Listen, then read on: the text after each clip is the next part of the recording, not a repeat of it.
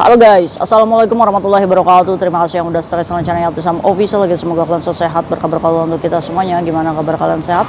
Alhamdulillahirobbilalamin. Kasam waras. Masalah kasam doakannya lagi sakit, Allah saatkan teman kasam yang berjuang untuk memajukan, tentunya diberikan kekuatan sampai finish. Teman kasam yang bahagia juga tentunya jangan lupa bersyukur. Oke, hari ini ada teman kita yang sedang diuji sebagai tahanan luar, meminta doa dari kita semuanya, generasi 1, 2, 3. Ayo kita paling depan untuk mendoakan perjuangan teman kita yang mungkin lagi diuji, ya kan?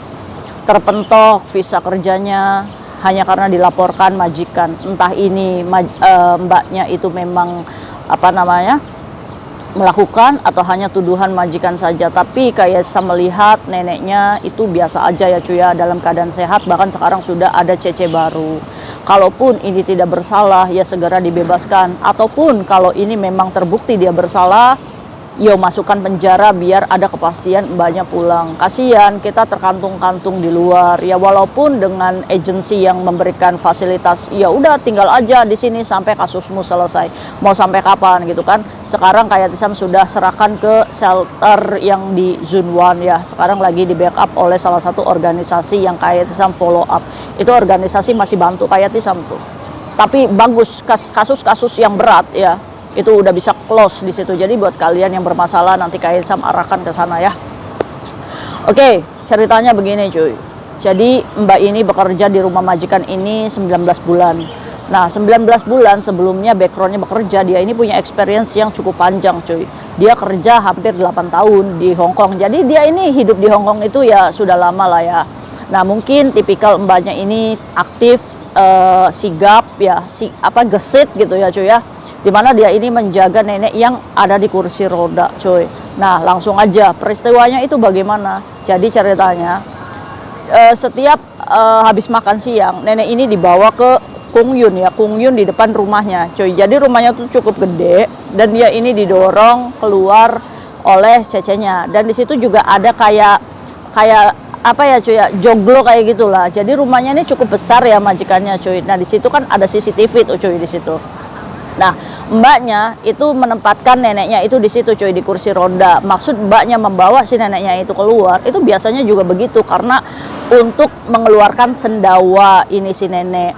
Jadi dia ini saya tayong papa di situ, membiarkan kursi rodanya di situ, terus dia ini biasalah cuy ya, waktunya minum vitamin. Nah, saat si Cece ini mau mengambil vitamin ya, di dalam lagi, jadi neneknya didiamkan aja di situ untuk saya tayong papa. Nah sudah kayak gitu dia balik lagi ke dalam ambil vitamin dan cepitan kuku. Rencananya si pekerja migran ini akan menyepiti kukunya si neneknya ini sambil saya tayong papa cuy. Singkat cerita nih sudah kembali lagi di depannya neneknya, terus mbaknya melakukan cepitan kuku nih cuy. Keluarin semuanya nih, dicepit selesai. Habis itu mbaknya membantu si nenek ini untuk minum vitamin. Ada 3 tablet vitamin cuy, dimana mbaknya ini bantu untuk minum ya. Nah 2 vitamin ini masuk cuy, tapi 1 vitamin ini jatuh ke ininya, ke bajunya. Nah si pekerja migran ini sebelum memberikan vitamin dia juga memukul-mukul ini perutnya si nenek ya kan, untuk mengeluarkan sendawa itu cuy. Nah ternyata si mbaknya ini sudah dipantau oleh CCTV, oleh singsangnya dari dalam. Saat si mbaknya ini mau ngambil vitamin yang jatuh di bajunya nenek, ini kan pakai tangan kiri, dia ini masih megang cepitan kuku yang di sebelah kanannya cuy. Nah saat dia ngambil lagi tuh dari baju terus mau diminumkan, si singsangnya ini menuduh bahwa mbaknya memasukkan kuku untuk diminumkan ke neneknya. Akhirnya ditegur lah tuh, langsung ditelepon lah, kamu ngapain kasih kuku ke emak saya, katanya kayak gitu kan. Siapa yang ngasih kuku? Orang saya mau ngambil vitamin kok di sini di baju ya kan, terus cepitan kukunya di sini. Nah peristiwa ini terjadi saat si majikan ini meminta renew kontrak cuy. Tapi mbaknya ini masih pikir-pikir ya cuy ya, mungkin majikannya tersinggung ya cuy ya. Akhirnya setelah itu, wah saya akan poking kamu. Ya udah loh, sok poking aja. Orang mbaknya juga nggak ngerasa ya kalau ngasih kuku. Cuma salahnya mbaknya saat ngambil itu vitamin di bajunya, dianya masih pegangan cepit kuku cuy. Nah tuduhannya seperti itu. Nah terus yang jadi memberatkan mbaknya sebelum itu terjadi, mbaknya ini mainan di taman ini. Jadi kayak muterin ke kanan kursi rodanya, muterin ke kiri gitu cuy. Jadi kayak seolah-olah kayak dianiaya ini si emaknya itu kan. Nggak tahu singsangnya ini mengadi-adi ya kan tuduhannya. Akhirnya karena kesal ditantang sama cecenya seperti itu, sebetulnya si cece ini udah minta maaf, tapi majikannya nggak mau dengar gitu cuy. Akhirnya dia itu pergi. Nah si Cece kira majikannya ini nggak bercanda ya cuy ya, ternyata bener cuy. Dia lari ke kantor polisi, terus akhirnya polisi yang 999 itu datang cuy ke rumah, interogasi mbaknya di ruangan yang berbeda. Katanya CCTV membuktikan bahwa mbaknya ini memberikan kuku. Akhirnya apa cuy yang terjadi? Ini majikan bener-bener banyak duit apa kali ya. Jadi akhirnya si emaknya ini dibawa ke rumah sakit untuk dilakukan otopsi. Katanya ada nggak nih kuku di dalam perutnya? Kan aneh ya majikan ya. Akhirnya cuy, dari seperti itu majikannya mengkasuskan mbaknya cuy.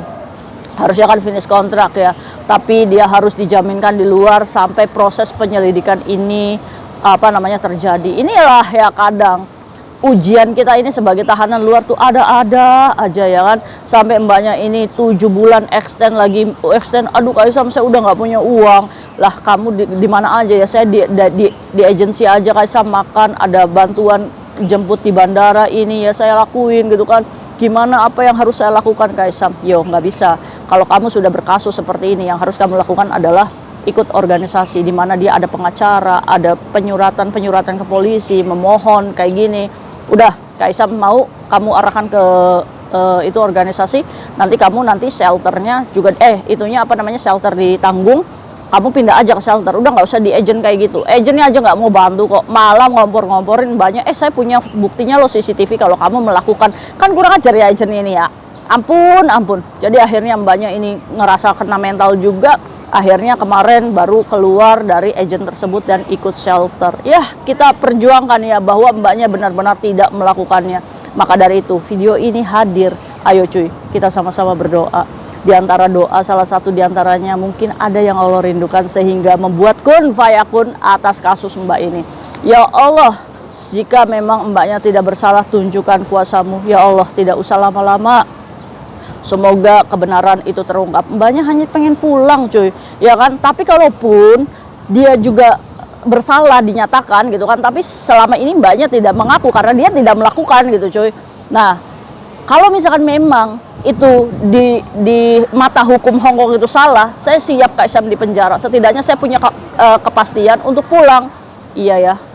Karena saya juga punya anak, Kaisam punya keluarga. Kalau saya nggak kerja terus gimana? Nggak apa-apa deh, saya meninggalkan Hong Kong. Mungkin ini Hong Kong bukan negara yang bersahabat untuk saya, tapi saya akan berjuang lagi ke negara lain. Ayo cuy, kita doain mbaknya. Al-Fatihah. A'udzubillahi minasyaitonirrajim. Bismillahirrahmanirrahim. Ya Allah, mudah. Amin.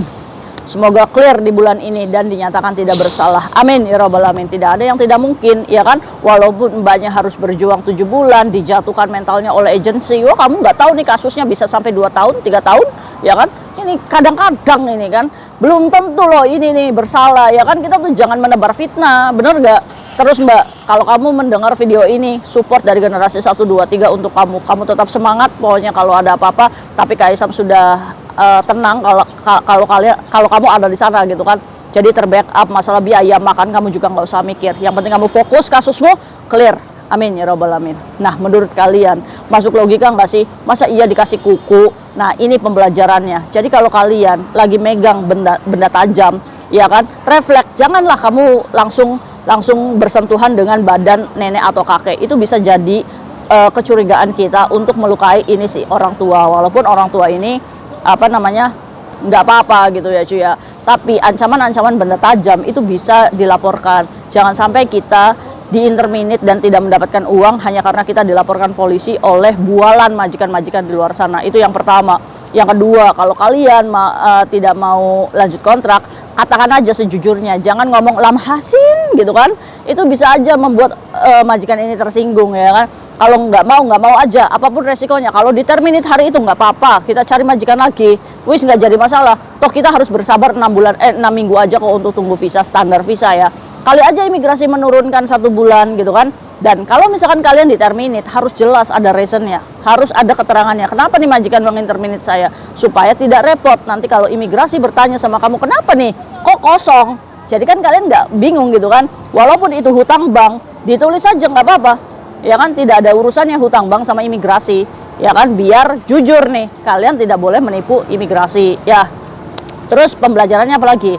Untuk mainan sama nenek-nenek kayak gitu, hindarkan apa namanya, pukul-pukul kayak gitu ya cuy ya. Walaupun adatnya kita itu dipukul-pukul itu cepet sendawa ya, tapi coba kita rubah dengan mengelus ya kan. Jadi jangan kitanya sih mukul-mukulnya kecil ya kayak gini ya, tapi orang tuh mikirnya itu ngapain tuh dipukul-pukul ya kan.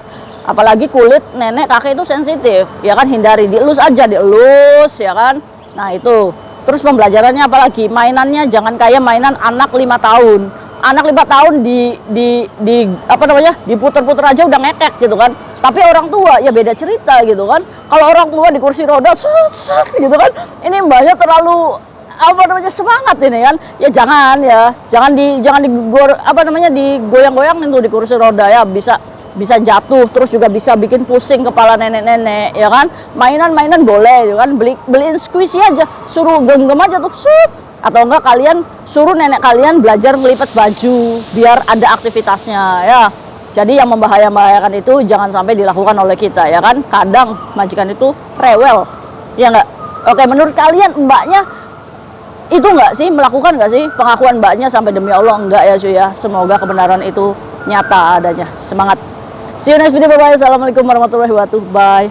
Nanti Kaisam update ya hasilnya. Kalau misalkan memang mbaknya diputus tidak bersalah, Kaisam akan update lanjutnya. Tapi kalau misalkan mbaknya mencapai hakim diputus bersalah, nanti Kaisam juga update. Oke, see you next video, bye bye.